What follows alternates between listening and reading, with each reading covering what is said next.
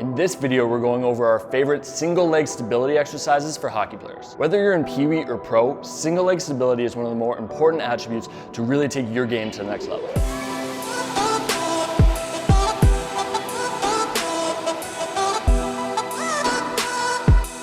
Hey guys, welcome back to Relentless Hockey. My name's Kyle, and today we're going to go over some of our favorite stability exercises for hockey players. So whether you're an elite player or a beginner player, single leg stability is an important attribute to have to get stronger and more stable on the ice. So for all of our exercises today, we're going to be focused on the single leg. And the reason is, even though we are often in a double leg on the ice, we're always trying to express force in only one leg, which means we're usually loaded up in just one leg. Another focus for us today is going to be ankle stability. And the reason is because hockey players spend so much time in a rigid boot that almost acts like a cast throughout the season.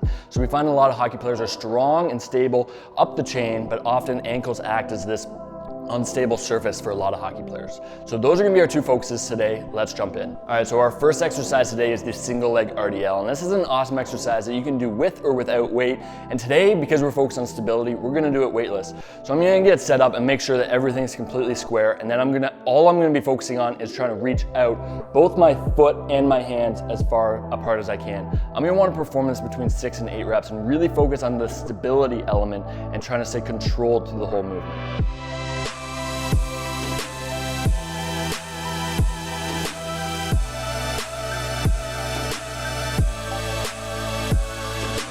Our next exercise is the 4-point touch, and this is an exercise that's incredibly basic and that can be made tougher with some sort of stability pad, but in our case, we're just going to do a bodyweight version that can be done anywhere. So our first position is nice and low on our hip and nice and tall in our chest, and we're just going to have 4 different touches. So I'm reaching out, 2, and then behind, and then underneath. So I have an out, a skater stance, a reverse, and then we call this one a curtsy, where I'm reaching out as far as I can underneath.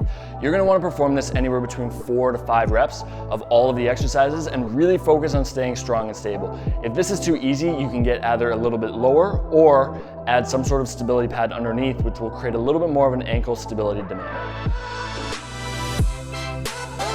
All right, so our next exercise is a single leg box step off, and this is an opportunity to have a little bit more of a control demand, because as we're stepping off, we need to be able to control all of our weight to a full stop on just a single leg. So I'm gonna get set up standing on some sort of box, and it doesn't have to be very tall. So in this case, we have a 12-inch box, but it could be even something smaller. It could be something at home where it's just a stair to step off, but we're gonna focus on the control landing more than the step up. So I'm gonna step off now and just focus on trying to create as much stability as I can, really sinking into that hip and staying stable all the way down the chain. You're gonna wanna perform this anywhere between 5 and 6 reps and really focus on your single leg stability.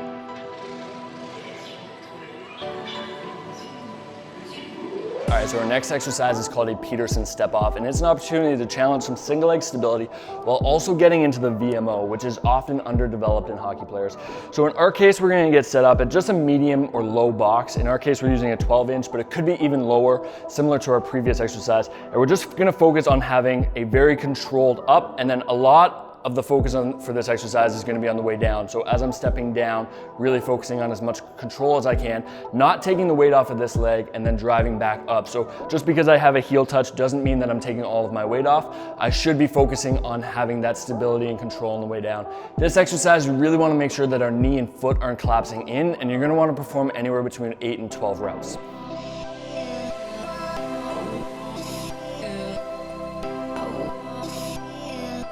All right, so our next exercise is a cone pickup exercise that you can do at home very easily, and it really improves single leg stability in a lot of hockey players. So in this case, we're gonna focus on trying to create as much single leg stability as I can while I'm gonna reach out my opposite hand to grab a cone, staying nice and balanced, and then I'm gonna put it over onto the other side.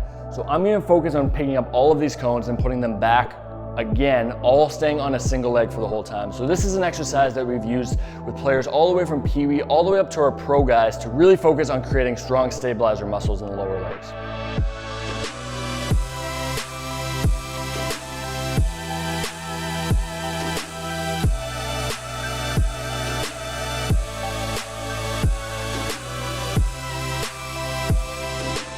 All right, so those are some of our favorite single leg stability exercises for hockey players. And if you're a pro or a Peewee player, focusing on single leg stability is important for all hockey players.